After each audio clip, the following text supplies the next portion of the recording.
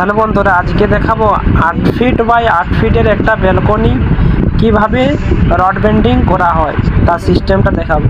8 feet by 8 ফিটের balcony আবার আমি নিয়ে নিলাম 3.5 ফিট, মানে 8 আর এধারে 3.5, 11.5 ফিট হয়েছে। সেখান থেকে আমি ক্যাং করবো একবারে শেষ পার।